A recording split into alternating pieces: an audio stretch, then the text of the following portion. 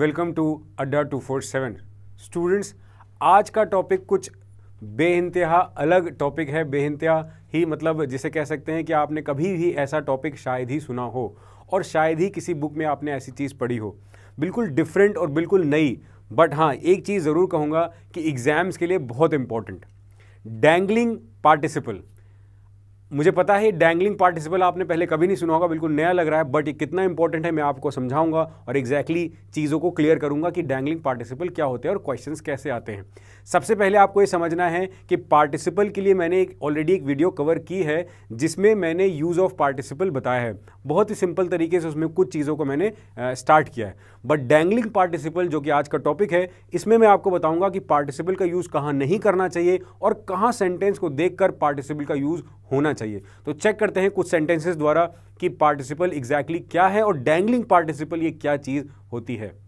Students, dangling participle का मतलब होता है अनअटैच्ड पार्टिसिपल्स। मतलब अगर कोई दो ऐसे क्लॉजेज जिसमें उसके सब्जेक्ट यानी कि दो अगर क्लॉजेज, दो सेंटेंस, दो एक्शंस हैं और उनके सब्जेक्ट अलग अलग हैं, एक नहीं है, और उनको आपने अटैच कर रखा है, तो वो डैंगलिंग पार्टिसिपल की ज़रूरत पड़ जाती है या डैंगलिंग पार्टिसिपल का नाम दे दिया जाता है। एग्जैक्टली डैंगलिंग पार्टिसिपल का मतलब होता है अनअटैच्ड पार्टिसिपल्स। मतलब जहां पर सेंटेंस जुड़ नहीं पा रहे हैं, कंप्लीट नहीं हो पा रहे हैं और फिर भी साथ लिखे गए हैं। देखते हैं दो उदाहरण और समझते हैं एग्जैक्टली क्या होता है। जैसे पहला सेंटेंस है, walking along the street Ram gave me a pen. There are two sentences in this particular condition कि वॉकिंग अलोंग द स्ट्रीट ये एक सेंटेंस है और Ram gave me a pen ये एक कंडीशन, एक सेंटेंस क्लोज है। दूसरे सेंटेंस में while going to a school, आप देख सकते हैं ये एक कंडीशन है। A dog jumped at Ram, इसमें ये दूसरा सेंटेंस है। तो बात करते हैं दोनों सेंटेंस के बारे में बहुत ही बारीक तरीके से और समझते हैं कंडीशन। पहला sentence walking along the street Ram gave me a pen, इस सेंटेंस का सब्जेक्ट जो है वो राम है और जिसके साथ मतलब किसके साथ चल रहा है, Ram along with the street. तो कौन है राम, इसका सब्जेक्ट भी कौन है, राम। ऑब्वियसली इसमें ये चीज़ कंफर्म है क्योंकि और कोई नहीं चल रहा होगा। इस सेंटेंस से एक चीज़ क्लियर हो रही है। अब इस सेंटेंस में अनअटैच्ड पार्टिसिपल यानी कि डैंगलिंग पार्टिसिपल की कंडीशन नहीं है जिसे आप इस सेंटेंस को ट्रू बता सकते हैं, मान सकते हैं। बट प्रॉब्लम तब आती है जब इस तरीके का सेंटेंस लिखा हो। क्या, while going to school a dog jumped at Ram. While going to school a dog jumped at Ram, इसमें अ डॉग यहां का सब्जेक्ट अ डॉग है यानी कि डॉग एक सब्जेक्ट है सेंटेंस का और इस सेंटेंस का सब्जेक्ट आई होप आप समझ रहे हैं कि राम होगा। प्रॉब्लम यहीं पर शुरू हो गई। स्टूडेंट्स बोलते हैं कि सर पहले वाले सेंटेंस का आंसर ऐसा हो सकता था कि while he was walking along the street Ram gave me a pen. अगर ऐसा सेंटेंस आपने सोचा तो फिर से आप एक बहुत बड़ी भूल करेंगे। क्यों? क्योंकि इस सेंटेंस में आपको while he was walking along the street Ram gave me a pen लिखने की जरूरत नहीं है, उससे मीनिंग ही चेंज हो जाएगा।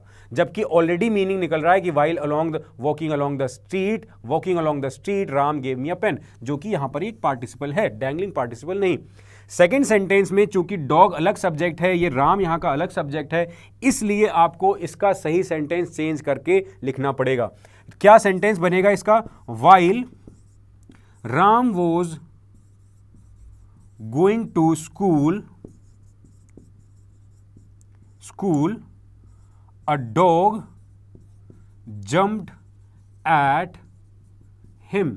स्टूडेंट्स, ये इसका सही फॉर्मेट होता है जब डैंगलिंग पार्टिसिपल का यूज हो। मतलब ऐसे पार्टिसिपल का आपने यूज किया जो अनअटैच्ड हैं, करेक्ट मीनिंग नहीं दे रहे हैं। आप देखें, while going to school a dog jumped at Ram में अ डॉग यहां का सब्जेक्ट था और इसका सब्जेक्ट था राम, जो कि अनअटैच्ड थे, दोनों एक सब्जेक्ट नहीं थे। तो हमें पार्टिसिपल की नीड पड़ी और सेंटेंस कैसे फ्रेम किया, while Ram was going to school a dog jumped at him. तो इसमें मैंने किसका नाम यूज कर दिया, सब्जेक्ट का, while Ram was going to school a dog jumped at him, जो कि यहां पर सेंस नहीं निकल रहा है। While going to school a dog jumped at Ram से सेंटेंस का सेंस गलत हो रहा था। तो अब आपको समझ में आया एग्जैक्टली कि डैंगलिंग पार्टिसिपल क्या होते हैं। दो और उदाहरण से मैं इस बात को कंक्लूड करूंगा और आप इस चीज को बहुत ध्यान से समझेंगे कि क्या डैंगलिंग पार्टिसिपल एग्जैक्टली था।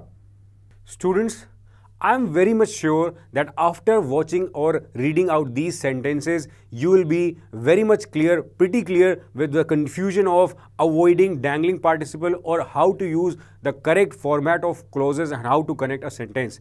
The first sentence says here, plowing his field, Mohan got a hidden treasure. The second sentence says, plowing his field, a snake bit him.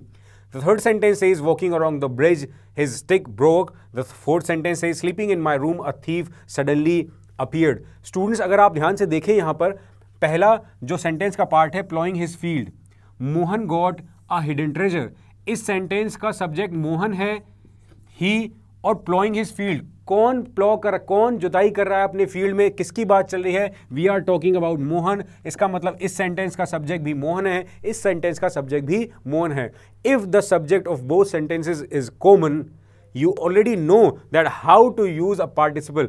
इस सेंटेंस में हमें अलग से पार्टिसिपल की जरूरत नहीं पड़ेगी। ये प्लॉइंग हिज फील्ड वाला जो पार्टिसिपल क्लॉज का पार्ट है, इट्स करेक्ट। हाँ, अगर यहां पर कोई और सब्जेक्ट होता तो वो डैंगलिंग पार्टिसिपल का पार्ट हो जाता और हमें उसको अवॉइड करने के लिए नया सेंटेंस सब्जेक्ट यूज करना पड़ता। एग्जाम्पल दूसरा है ploughing his field a snake bit him. अब यहां पर अ स्नेक यहां का सब्जेक्ट है और प्लॉइंग हिज फील्ड यानी कि ही इसका सब्जेक्ट है, जो कि दोनों सेंटेंस के सब्जेक्ट अलग अलग हैं। इसका मतलब अब ये डैंगलिंग पार्टिसिपल का पार्ट है और हमें नीड है किसकी, एक करेक्ट पार्टिसिपल फॉर्म की। तो सेंटेंस होना चाहिए कि while he was plowing his field। Students I hope आपको समझ में आ रहा है यहां पर क्या यूज किया है मैंने, while he was plowing his field a snake bit him।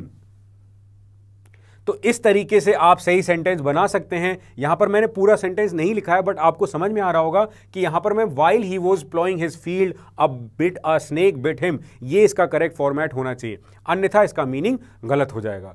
जो थर्ड सेंटेंस है walking across the bridge his stick broke, यहां पर सेकंड सेंटेंस का सब्जेक्ट क्या है, हिज स्टिक, और पहले सेंटेंस का सब्जेक्ट क्या है, ही। तो while he was walking across the bridge his stick broke, इसका सेंटेंस चेंज होगा क्योंकि ये सेंटेंस गलत लिखा है। अब आप सबको ये कंडीशन बिल्कुल समझ में आ जानी चाहिए कि अगर दोनों सेंटेंस का सब्जेक्ट अलग अलग है तो वो डैंगलिंग पार्टिसिपल का पार्ट हो जाते हैं, जिसको अवॉइड करने के लिए हम करेक्ट फॉर्मेट पार्टिसिपल का यूज करके क्लॉजेस को कनेक्ट करते हैं। लास्ट सेंटेंस कहता है sleeping in my room a thief suddenly appeared. इस सेंटेंस में इस सेंटेंस का सेकंड क्लॉज का सब्जेक्ट थीफ है और पहले का कोई दूसरा बंदा, जो कि आपको सही सेंटेंस लिखना पड़ेगा, while he was sleeping in my room a thief suddenly appeared. तो सेंटेंस का सेंटेंस फिर से चेंज होगा, सेंटेंस का सब्जेक्ट चेंज होगा, जिससे कि सही फॉर्मेट बनेगा। तो अब आपको यहां पर पता चल जाना चाहिए एग्जैक्टली कि किस तरीके से सेंटेंस डैंगलिंग पार्टिसिपल की वजह से गलत माने जाते हैं, जिनको अवॉइड करके हम सही सेंटेंस बनाते हैं। The last sentence is saying sleeping in my room a thief suddenly appeared. इस सेंटेंस में सेकेंड क्लॉज का सब्जेक्ट है अ थीफ और द फर्स्ट सेंटेंस का क्लॉज है आई, जो कि माई रूम लिखा है। तो इसका सही सेंटेंस फॉर्मेट चेंज होगा, डैंगलिंग पार्टिसिपल अवॉइड करेंगे, while I was sleeping in my room a thief suddenly appeared. इस सेंटेंस का सेंटेंस चेंज हो जाएगा। स्टूडेंट्स मैंने यहाँ सेंटेंस लिखे नहीं हैं but I have explained you that कौन से सेंटेंस का आंसर चेंज हो रहा है। जैसे वॉकिंग अक्रॉस द ब्रिज का आंसर मैंने बताया है while he was walking across the bridge his stick broke. इसमें दोनों के सब्जेक्ट अलग थे, डैंगलिंग पार्टिसिपल का पार्ट था, अवॉइड करने के लिए कंप्लीट क्लॉजेस जोड़े गए। सेकेंड सेंटेंस में ploughing his field a snake bit him में मैंने सेकेंड सेंटेंस का पार्ट का सब्जेक्ट स्नेक था, दूसरे का ही था, इसलिए सेंटेंस को चेंज करके while he was ploughing his field a snake bit him, ये इसका सही सेंटेंस होगा। और फर्स्ट वाला सेंटेंस बिल्कुल सही है क्योंकि मोहन और ही दोनों सेम सब्जेक्ट हैं, इसलिए चेंज करने की जरूरत नहीं है। तो आई होप इस तरीके से आपको पता चल गया है कि डैंगलिंग पार्टिसिपल क्या होता है, और आई गारंटी यू स्टूडेंट्स की इस तरह के क्वेश्चंस एग्जाम में बहुत पूछे जाते हैं, आपके लिए बहुत यूजफुल होंगे। तो I hope you enjoyed again this video very much and you just stay tuned with us to get more videos like this. Adda 24/7 was built upon the promise of providing exemplary content and authentic videos on various competitive examinations, and we have succeeded to reach many who needed guidance and training. Extending our mission, we bring you unique video courses for banking and HSC exams. View, study and prepare anytime and anywhere. Now, government job in your pocket.